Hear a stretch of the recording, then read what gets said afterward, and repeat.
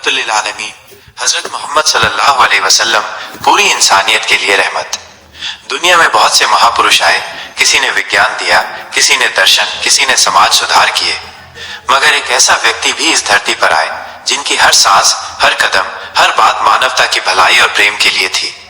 وہ تھے حضرت محمد صلی اللہ علیہ وسلم۔ ان کے آنے کا ادیشیہ کیول مسلمانوں کے لیے نہیں تھا، بلکہ ہر مانو، ہر دھرم، ہر ورگ، ہر بھاشا اور ہر دیش کے لیے تھا۔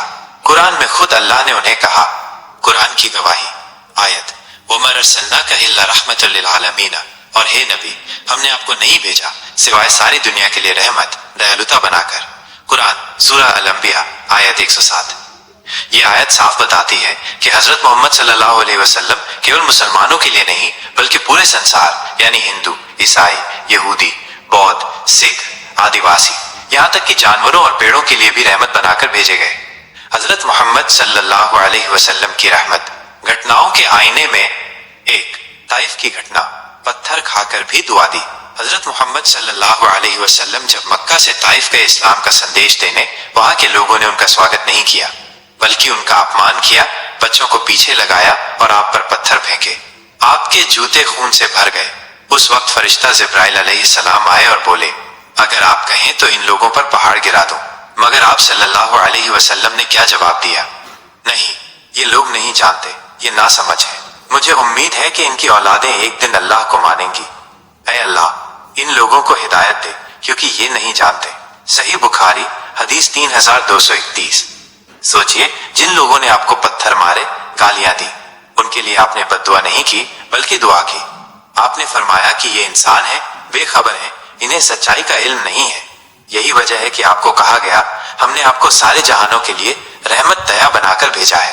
کیا کوئی ایسا ادھارن کسی اور دھرم گرو کے جیون میں ملتا ہے؟ 2.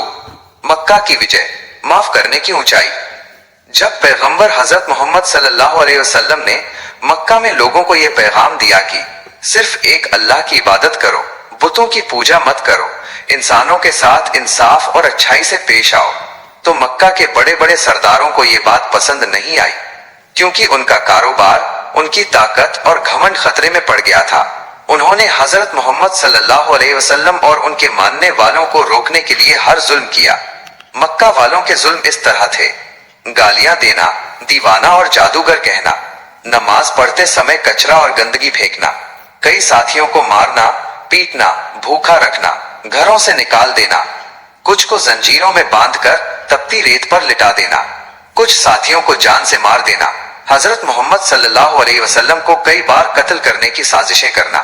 لیکن اس کے جواب میں حضرت محمد صلی اللہ علیہ وسلم نے کبھی بد دعا نہیں دی، بلکہ وہ صرف صبر کرتے رہے اور کہتے رہے، اے اللہ، میری قوم کو ہدایت دے کیونکہ یہ لوگ نہیں جانتے۔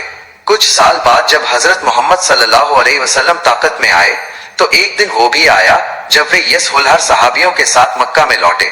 اب وہ مکہ والوں سے بدلہ لے سکتے تھے۔ جن لوگوں نے انہیں گالیاں دی تھیں، پتھر مارے تھے، قتل کی سازشیں کی تھیں، ان کے ساتھیوں کو شہید کیا تھا، سب ڈرے ہوئے تھے۔ لیکن حضرت محمد صلی اللہ علیہ وسلم نے کوئی بدلہ نہیں لیا، بلکہ انہوں نے سب کو کعبہ میں بلایا اور پوچھا، تمہیں کیا لگتا ہے میں آج تمہارے ساتھ کیا کرنے والا ہوں؟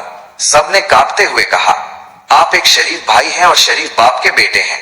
تو حضرت محمد صلی اللہ علیہ وسلم نے فرمایا، لا تفریب علیکم اليوم ارحبوا فانتم الشلقاء، آج تم پر کوئی الزام نہیں ہے، جاؤ تم سب آزاد ہو۔ سیرت ابن ہشام۔ یہ کہہ کر آپ صلی اللہ علیہ وسلم نے سب کو معاف کر دیا۔ اتہاس میں ایسا کوئی ادھارن نہیں کہ کسی وجیتا نے اپنے دشمنوں کو کھلے دل سے معاف کر دیا ہو۔ اسلام میں زبردستی نہیں، ہر انسان کو سوچنے کی آزادی۔ کف ذنوب کی انا ادو، لا اکراہ فی الدین قد تبین الرشد من الغی، سورہ البقرہ آیت 256۔ ہندی انواد، دھرم میں کوئی زبردستی نہیں، صحیح راستہ اور غلط راستہ اسپشٹ ہو چکا ہے۔ قرآن سورہ بقرہ آیت 256۔ اسلام میں کوئی دباؤ نہیں۔ حضرت محمد صلی اللہ علیہ وسلم نے کبھی کسی کو مجبوری میں مسلمان نہیں بنایا۔ آپ کی باتیں دل پر اثر کرتی تھیں، لوگ خود آپ کے چرتر اور ویوہار کو دیکھ کر مسلمان بنے۔ 3. غیر مسلموں کے ساتھ ویوہار۔ حضرت محمد صلی اللہ علیہ وسلم نے نذران کے عیسائی پرتیندھی منڈل کو مسجد میں ٹھہرایا۔ انہوں نے جب پوجا کرنی چاہی تو حضرت محمد صلی اللہ علیہ وسلم نے انہیں مسجد نبوی کے اندر عبادت کرنے دی۔ سوچئے آپ کتنا سنمان دیتے تھے۔ آپ نے فرمایا من اذى ذمیا فانا حجیجہ یوم القیامۃ، جس نے کسی ذمی غیر مسلم ناگرک کو تکلیف دی میں قیامت کے دن اس کا دشمن بنوں گا۔ سنن نبی داؤد حدیث 3052۔ کیا آپ سوچ سکتے ہیں ایسا نبی جو اپنے دشمنوں کے لیے بھی بد دعا نہیں کرتا، وہ غیر مسلم ناگرکوں کی رکشا کے لیے قیامت میں وکیل بنے گا۔ 4 نبی شن کے صحابہ، انسانیت کے سچے ادھارن۔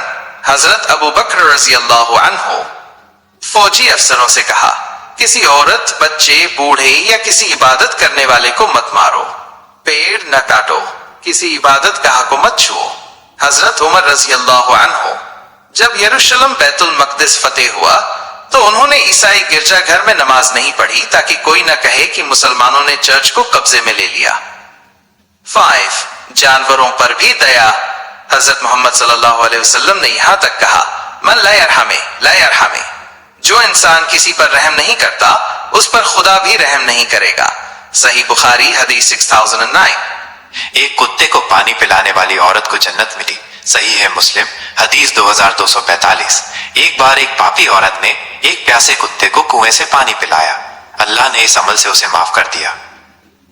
انتم سندیش مائنس ہر انسان کے لیے رحمت۔ حضرت محمد صلی اللہ علیہ وسلم کیول مسلمانوں کے لیے نہیں تھے، آپ کے لیے بھی ہیں۔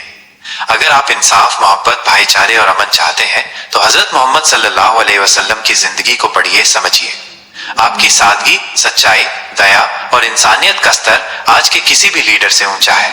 انت میں دعا، اے خدا ہمیں نبی حضرت محمد صلی اللہ علیہ وسلم کی محبت دل میں دے، ان کی تعلیم عمل کرنے کی توفیق عطا فرمائے، آمین۔